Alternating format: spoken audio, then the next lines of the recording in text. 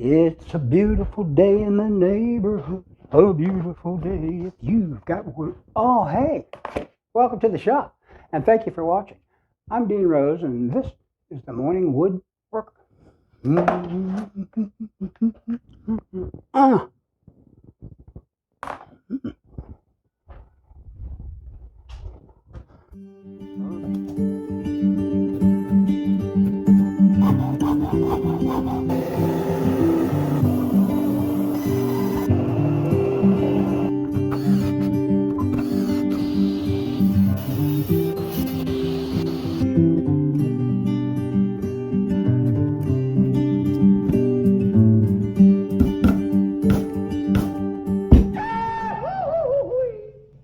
It's been over a year since I've added videos to my channel, and I'm really excited to get back to it.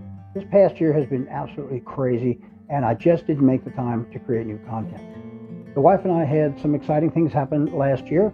I recently retired, so now I have a lot more time to dedicate to my woodworking and creating content for my channel. Secondly, we just moved from our old apartment and bought a house. And as exciting as that is alone, what's really exciting is that I now have a 2-car garage I can dedicate entirely to my workshop. So I have doubled the amount of available space I have for my woodworking and for creating videos for the channel. So the last few months I've been busy organizing and setting things up, and in this video I'm going to take you a quick walk around just to show you what I've got done so far and a few things I plan on doing in the future. I also picked up a few items that I hope will help me make better videos. I got this lapel microphone from Amazon, and it should make my audio track sound a whole lot better. Maybe reduce a lot of that garage echoey sound that you hear in so many videos. I also got a 360-degree face tracking camera mount for my tripod. Now theoretically this should follow me around the room wherever I go. And it appears to work as advertised. It's not a perfect system by any means, but it may allow me to record video in a way that I've never been able to in the past. And the last toy that I added for my videos is a mobile phone gimbal. Now, if you've never used one of these before, they're pretty slick. It's basically a selfie stick. It telescopes out this way. There is a tripod built into the handle, and the top section will bend this way to change the angle of your phone. And what you do is you put your phone in here, and I just stuck a card in here so you can see what it would look like. But it keeps your phone in either landscape or portrait position, whichever way you want, and it also greatly reduces the amount of jitter that you would normally get from a handheld video. So I'm going to try to incorporate this little doohickey in my videos and see if I can't do a little creative filmography, if you will. I'll see if it'll work. I will add links to those products down below if you'd like to try them out for yourself. And as always, if you enjoy my videos, please hit those like and subscribe buttons. And don't forget to ring the bell icon if you'd like to be notified when I upload new content. So, with that out of the way, let's get to the video.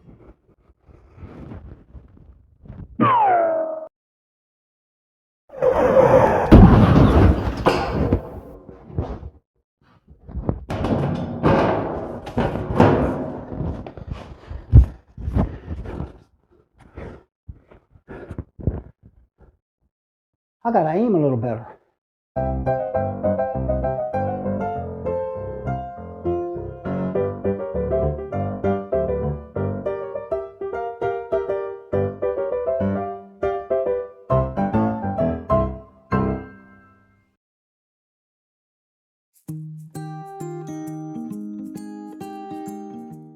So let's start with my lumber rack.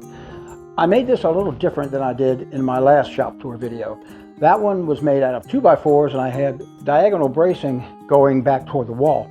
And that worked out fine, but that eliminated a lot of space I had between the shelves to store my lumber.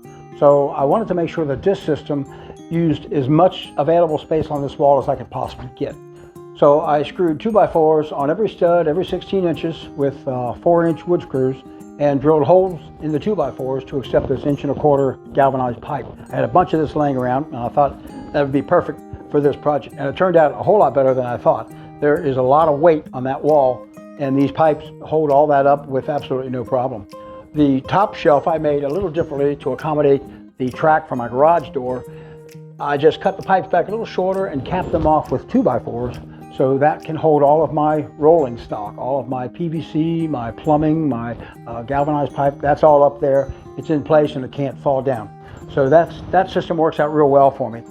Here is my all of my sheet goods, and behind it is a box full of my cutoffs. This is a terrible system. It's always in the way. I really can't move it around.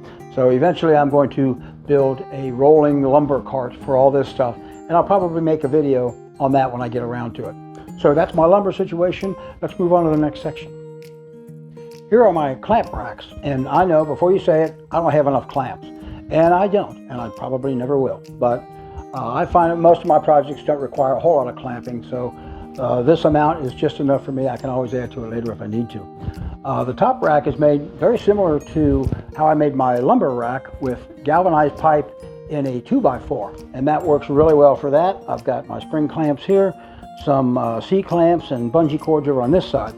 And if you've noticed, there's some gray PVC on the bottom. I found a really cool trick on YouTube where you can take a piece of PVC pipe and cut it in a slice like this, and if you take a section out of that slice, it makes a really good clamp for smaller projects. It's got a lot of clamping power, and depending on how much of that ring you cut away, you can make clamps of varying pressure, so you can get bigger pieces in here. And I just thought that was a pretty cool trick, and perhaps you can use that in your own shops.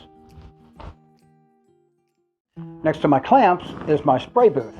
I needed an area that I could finish my projects with either spray polyurethane or spray paint, and be able to keep all that overspray in one small area, and also keep out as much dust as possible. I didn't want to frame up an entire room and hang a door and do all that craziness, so I just kind of went with a makeshift shower curtain arrangement. I used 1-inch PVC pipe against the ceiling from brackets that I made, and I found this sheet of plastic that turned out to be the perfect size for this project. Pay no attention to that man behind the curtain. I also hung a table against the back wall. It's full of junk right now because this area isn't finished, but eventually I will have some storage along that back wall, maybe something underneath to keep all my paints and paint supplies. I also have this Lazy Susan that I'm going to attach a board to, so I can set my projects on here, give it a spin, and I can spray my projects from all 4 sides. So that's going to be very helpful for me in the future. So that's my spray booth. Let's move on to my miter saw station. Along this wall is my tool storage and my miter saw station. I'm using a French cleat system for my hand tools. If you haven't seen this before, it's really a great way to store tools. You just build brackets with a 45-degree cut on the back side, and it fits into a corresponding board that you nail against your wall. Mine are about 6 inches apart. You can make them any way you want. It's a really customizable system, and you can slide those brackets anywhere along that wall that you need to. I still have a lot of brackets I'm going to make for my other sets of tools I want to hang up here, but it's a work in progress. It's coming along. And I'll probably make a video a little later on how to make a French cleat system, just in case anyone's interested or want to try using this in their own shop. I built this section with a couple laminated countertops that I had laying around. They extend about 6 feet on either side of the miter saw, and since I like to consolidate my tools in as little space as possible, I mounted my bandsaw on this end, and over here I have my drill press. I raised this up on some blocks so that when I'm cutting longer lumber on the miter saw, I can extend them underneath this section here, and I can cut anything up to about 12 feet on this side of the saw. That space is about 8 by 4 inches, I think, so that's big enough to cut pretty much anything I'd ever cut on this side. There were a couple features I wanted to add to this build. The first being the saw itself had to be portable. I still do some side work from time to time, and I needed a way for me to be able to take that out and put it back in the same place every time. So I just drilled holes in the table underneath the mounting holes of the saw, and I keep it attached with these big cotter pins. I also wanted some type of dust collection here. So I built a funnel-shaped port in the back, and that is attached to a shop vac underneath the bench. I did not want to have to keep bending over to turn this thing on and off. I'm kind of lazy that way. So I ran some lines up inside the enclosure, and I mounted a switch up here. I wanted the enclosure also to be removable. in case I need to service this area or maybe even redesign it later on. So I've got some handles here.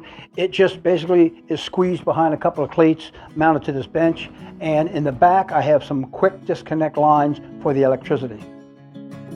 Along with the shop vac, I wanted a panel across the front to help contain as much dust as possible.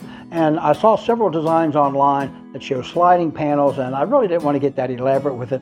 So I decided to go with 2 panels for the cuts that I use most often. I recessed some magnets in the edges of this enclosure and also on the back of the panels. So when I need to use this, I just position my saw, put a panel in place, and I'm ready to go. Now, I've got one of these for making 45-degree cuts, and this one is for straight cuts. I also added some rubber strips along the bottom as an extra barrier against the sawdust, and it still gives you room to get all your lumber underneath here. So this is not a total dust removal system by any means. It's more of a containment system, but it does keep a lot of the dust out of my shop and, most importantly, out of my lungs. In this corner is my drill and charging station. I've got all my cordless drills hanging underneath, and their chargers are mounted just above them. I also have some chargers here for AA and AAA batteries. Everything else here is just all of my different types of drill bits. At some point I'll probably make some cases to consolidate the different styles that I have and just save a little space there, but for right now this works out really well. And this corner was pretty much useless for anything else anyway, so building a corner cabinet here turned out to be a really good use of this space.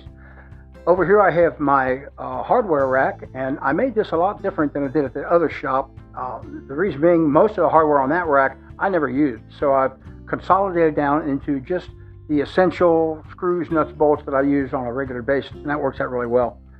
I got really fortunate with this house. The previous owner installed an air line along the entire length of this wall, and he's got 4 different drops along the length of it. I've got my compressor mounted underneath the bench here with it feeding the line right here, and then I've got 3 other drops I can use, and one of them I have a hose hooked up to with a blower. I can knock the dust off things when I need to, but that turned out to be an excellent feature, something I use all the time in the shop. Along the rest of this wall are my other benchtop tools. I have my disc and belt sander here, my scroll saw. This table used to be a big disc sander. I don't use it for that anymore. And I got a cart here full of my push blocks and push sticks for the table saw. And here is a table that someday will be a router table. I've just got my grinder here for the time being. I also have some sleds here for the table saw and some additional hardware on this cart over here. Back here, this is all just junk that I'm still sorting through. I got a whole table full of hand tools that I still have to make brackets for my tool wall, but I'm getting around to that. The only thing left I have to show you is my table saw and my dust collection system. I'll show you those next. All right, this is the final portion of the video. Thank you. And I'd like to show you my table saw and my dust collection system. This is a DeWalt 7491. It's a contractor saw. I've had it for about 10 years now. I absolutely love this saw. It's portable. You can wheel this thing around. But most importantly, the cuts that you get from it are very accurate. This fence system they have is extremely tight. That is my main saw. That's what I use for every project in this shop, and it's the heart of my shop. And if this is the heart of my shop, this most certainly would be the bladder. This is Medusa. I made her with my bare hands. Thank you very much. And I like to think of her as the ugliest dust collection system on the planet. She doesn't care for that term, but the reason I'm mentioning that is at the beginning of the video, you noticed those black steel drums. I'll be using one of those to replace this blue bucket so that I don't have to dump the sawdust very often. As I said earlier, I'm kind of lazy that way. So thank you very much. If you stayed to the very, very end, thank you very much for watching. If you learned something or got a little bit of entertainment out of it, that's great. Please hit those like and subscribe buttons. And if you would like to see content of me again in the future, hit that bell icon too. So thanks again, and I guess I'll see you the next time on The Morning Wood Worker.